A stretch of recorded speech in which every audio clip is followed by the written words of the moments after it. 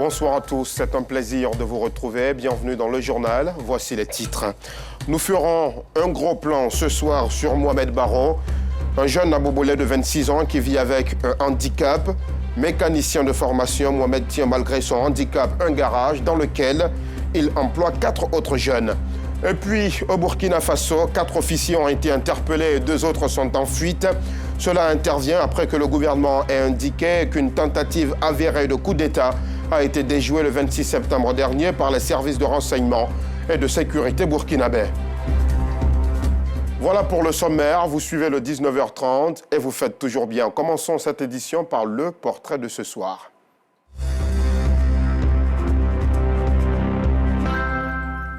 Rendons-nous à Abobo, à la découverte de Mohamed Barro. Ce jeune Ivoirien de 26 ans vit avec une seule jambe. Vous allez le voir, être unijambiste ne l'empêche pas du tout de travailler, bien au contraire. Mohamed est à la tête d'un garage dans lequel il emploie 4 autres jeunes. Son portrait avec Clarisse Kayala, Kader Bachil et Ouattara Sidiki. À 26 ans, Mohamed est propriétaire de ce garage spécialisé dans la réparation d'engins à 2 et 3 roues. Ce matin, ses collaborateurs et lui sont à la tâche pour répondre aux exigences des nombreux clients. Ça va, hein? Dieu merci. S'ils ont venu un moto de réparation qui est démonté, il finit de démonter. Donc, avec mon handicap, il ne peut pas soulever parce qu'il a mal au pied. Il ne peut pas soulever. Donc, il appelle un de mes petits qui vient prendre, aller déposer. Là, on démonte. C'est en 2019 que Mohamed débute cette aventure, née de son refus de devenir mendiant à la suite d'un accident de la circulation. J'ai pris une moto, aller acheter pièces de la moto. Voilà comment il y a eu un accident. C'était pour qu'il voulait dévier. Je suis tombé avec la moto. Donc mon pied est cassé jusqu'en bas. On a retardé. Et à comment mon pied c'est devenu autre chose. J'ai décidé qu'un coup de pied l'appareil, il ne peut pas soutenir ça. Voilà, il y avait des douleurs, du mal sur mon corps. Ici, on fait 2 métiers. J'ai fait mécanique, j'ai fait l'électricité ici. Se retrouver en situation de handicap du jour au lendemain, une situation difficile à accepter pour Mohamed. Il a même été contraint d'abandonner les études en classe de CM2. L'école là, bon, je vois que non, ça ne m'arrête pas. Bon, avec mon état aussi, il préfère faire quelque chose qui peut me rapporter demain. Voilà comment je suis venu dans la mécanique. Toutes ces difficultés ainsi que son handicap n'ont pas pour autant freiné sa volonté d'apprendre la mécanique auprès de son oncle. Il y avait un de mon vieux pères, lui comme bon, c'est son travail, qui est mécanique de moto. Il y a comment ici, je suis allé chez lui, il vient me défendre avec toi. Pendant ce temps, il ne connaît rien. Voilà. Même pour serrer blanc, il ne sait pas comment faire. Ce métier, le seul qu'il exerce, est devenu pour lui l'unique chance de réussir sa vie. Mais exercer cette activité à ciel ouvert, en plus de son handicap, n'est pas toujours aisé. Moteur, grosse pneu, crasserie, caisse, avec clé de caisse, il ne peut pas soulever ça. Quand il pleut, la pluie vient, pluie chicoter, malgré ça, on est dessus. Cela aussi pareil, vient chicoter, on est dedans. Devenu son propre chef, Mohamed emploie aujourd'hui 4 jeunes, parmi eux Moussa. Il travaille à ses côtés depuis 3 ans. Bon, le fait qu'il connaisse son travail, ce qu'il fait, c'est ça, moi, regarde. Ça fait que les gens viennent aussi. Si un moment qu'il ne peut pas suivre, exemple, pour chuter la moto, quoi, comme il ne peut pas, il m'appelle, Moussa, viens allumer la moto pour moi. Il m'encourage, c'est un patron, il est bien, il est vraiment courageux. Bonsoir. Ouais, bonsoir. Là, c'est comment? Ouais, bébé. Par leur sens du travail bien fait, Mohamed et ses employés ont conquis le cœur des clients et de leur entourage. Sidibé est l'un de ses fidèles clients. Séduit par la qualité de son travail, il ne peut que l'encourager. C'est un handicap, ce n'est pas tout le monde qui peut faire ça. Voilà, c'est selon ça aussi. Là. Nous aussi, on vient lui donner travail pour qu'il n'ait 5 francs aussi à manger. À quelques encablures de son garage, vivent Mohamed et sa famille. Il a 2 enfants avec sa concubine, l'aîné, âgé de 6 ans, élève en classe de CP1, et un nourrisson de 3 mois. Il y a beaucoup de filles, quand quand tu as quelque chose, tu es malade ou quoi, bon, et te voir un homme, tu peux rien faire. Avec ma situation, handicap, elle me comprend. Moi aussi, il la comprend aussi. Pour sa concubine, Mohamed est un père de famille exemplaire, compréhensif et courageux. Sa situation ne m'a pas empêché de l'aimer. Et je l'ai vu comme tout haut. Quand l'un des popotes finit comme ça, il donne l'argent de popote. C'est un très bon père de famille. Il est gentil. Pour Mohamed, un handicap, quelle que soit sa nature, n'est pas une fin en soi. Il rêve grand, avoir un garage beaucoup plus pratique et approprié afin d'employer plus de jeunes. C'est une excellente leçon de résilience qui devrait inspirer plus d'un et motiver aussi les jeunes entrepreneurs ivoiriens. Par ailleurs, la deuxième édition des Journées de l'opportunité et de motivation de la jeunesse sont ouvertes. L'événement est organisé par Success Group et a pour objectif de créer un cadre favorable à l'entrepreneuriat. Le reportage de Justin Kwasi.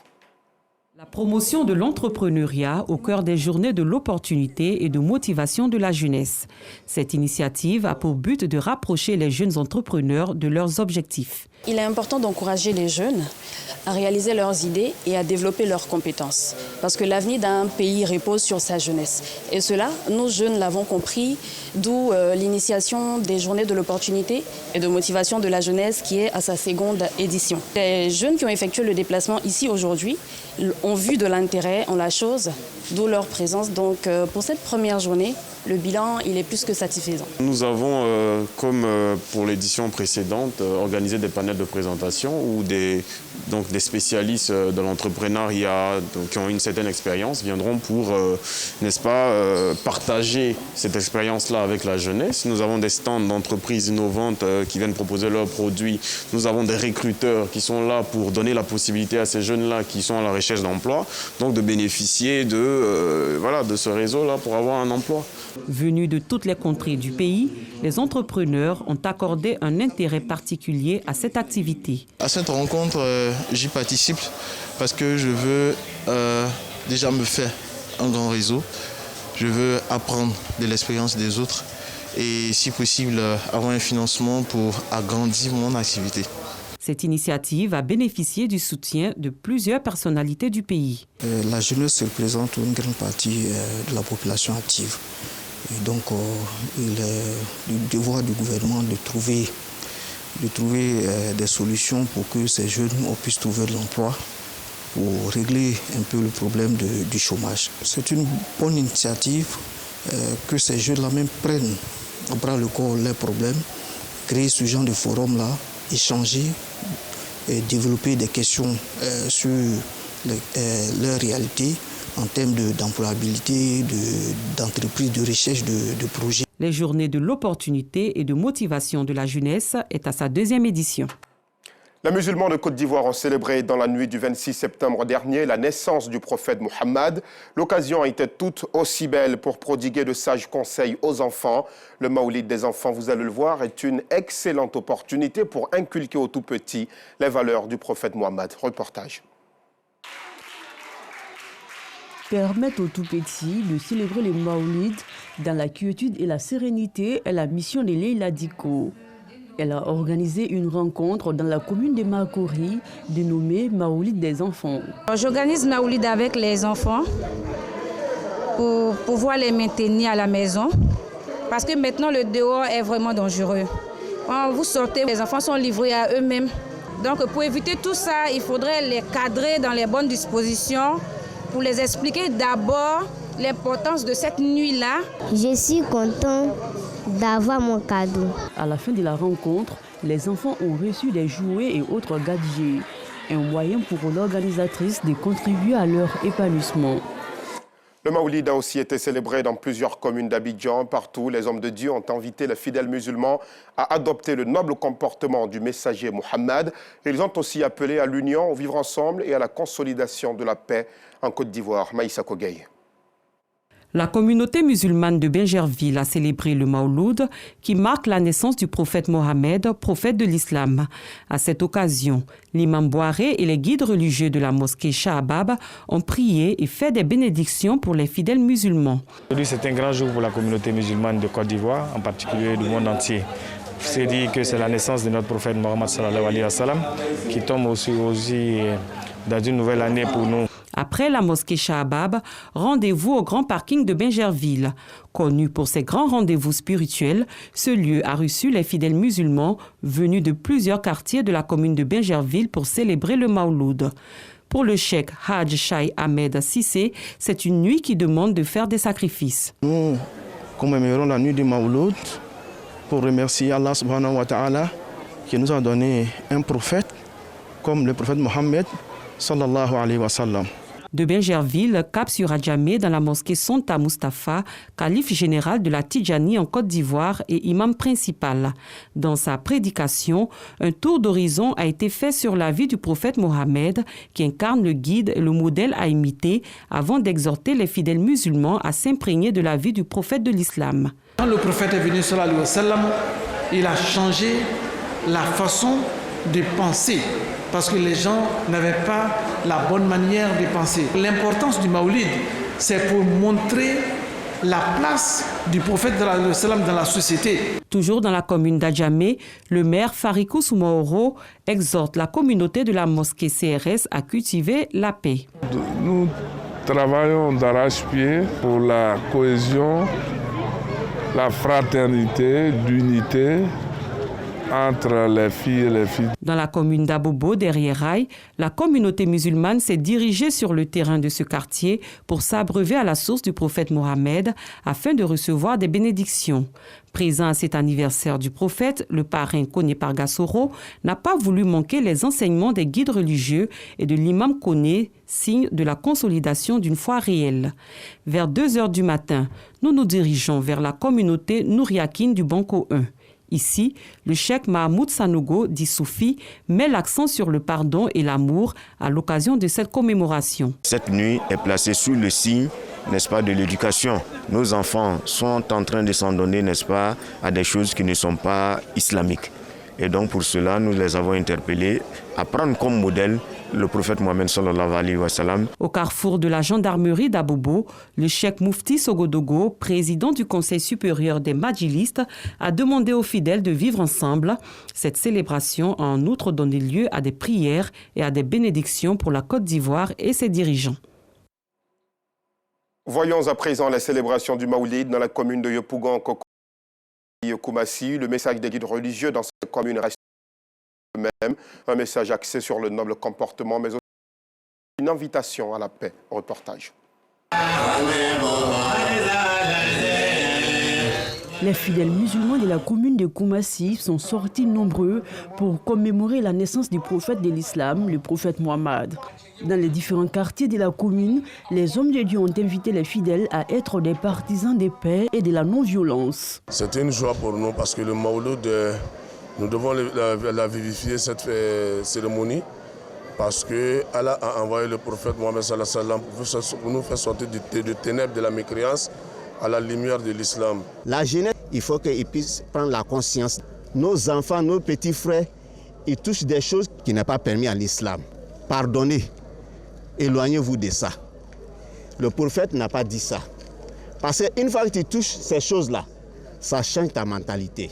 Nous prions pour notre pays, la Côte d'Ivoire, et pour le premier responsable de notre pays, pour que Allah lui donne vraiment la santé, la force de gérer ce beau pays, et qu'Allah aussi donne la stabilité, la paix, la tranquillité dans notre chère patrie, la Côte d'Ivoire, et qu'Allah aussi nous accorde vraiment beaucoup de 12 Rabil Awal, que nous faisons cela dans la santé, dans le bonheur, dans la joie, tout ce qui est bonheur, qu'Allah réalise tout cela, Inch'Allah. Lecture coranique et cantique, les temps forts qui ont meublé cette commémoration. C'est ici, au terrain BAE, dans la commune de Yopougon, que la communauté en sardine de Côte d'Ivoire a commémoré l'anniversaire de la naissance du prophète Mohammed. Paix et salut de Dieu sur lui. Az Seyd Sherif Ousmane Madame Aïdara, guide spirituel, a adressé des prières en faveur de la paix, de la stabilité de la Côte d'Ivoire et de la sous-région. Nous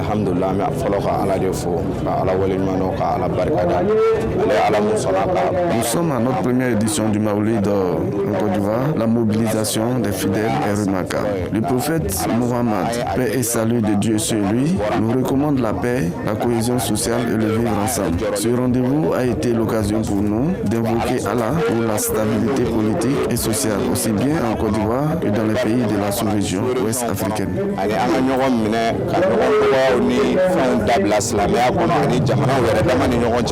À la Riviera Akwedo, dans la commune de Cocody, Mufti Abdourahmane Sogodogo, président du Conseil des Madjilistes de Côte d'Ivoire, a quant à lui invité les Ivoiriens à la culture de la cohésion fraternelle et de la solidarité. Cette année, le Conseil supérieur des imams des mosquées et des affaires islamiques, COSIM, a choisi le thème « Les enseignements du messager de l'islam pour l'équilibre et le bien-être de la famille ». Chaque fidèle est invité à copier le modèle du prophète Mohammed, considéré comme un guide pour l'humanité. Et toujours dans le chapitre en religion, l'aumônerie militaire catholique organise la 2e édition de sa fête de charité. Prévue pour ce 8 octobre à la paroisse Sainte-Geneviève d'Agban Gendarmerie, cette célébration a pour but de collecter des fonds pour la construction du siège de l'aumônerie militaire catholique. Le top départ de ces festivités a été donné lors de la première réunion du conseil pastoral militaire diocésain. C'était à la paroisse Saint-Albert-le-Grand dans la commune de Cocody. Clément Boko. La fête de la charité est un moment de réjouissance, mais aussi de reconnaissance à Dieu pour ses bienfaits. Pour les militaires et paramilitaires réunis au sein de l'aumônerie militaire catholique diocèse d'Abidjan, il s'agit de mieux se structurer afin de répondre aux attentes d'écoute et d'encadrement spirituel des corps habillés. C'est composé de plusieurs fraternités et ces fraternités militaires sont établies sur les différentes paroisses du diocèse d'Abidjan. La fête de charité, c'est la 2e édition. Le seul but, c'est mettre en place, déjà nous avons débuté, le siège de l'aumônerie militaire du diocèse d'Abidjan. Nous avons des militaires aujourd'hui qui sont dépressifs, ils ont besoin d'écoute. Nous, aumôniers, serons là pour les écouter. Et pour ce faire, il nous faut un siège. Et ce siège-là, il est en construction à Agban Gendarmerie. Nous attendons le soutien de tous et l'aide de tous pour que nous puissions ensemble dire merci à Dieu. Et tout ce que nous faisons, c'est pour sa seule gloire. Avec la construction de son siège, l'aumônerie militaire entend jouer pleinement son rôle. Il est chrétien, il a sa façon à lui de trouver Jésus dans l'exercice de sa fonction. Donc l'aumônerie a pour but de donner l'assistance nécessaire à tous ces chrétiens qui ont besoin d'être accompagnés, de vivre leur foi dans le milieu dans lequel ils exercent.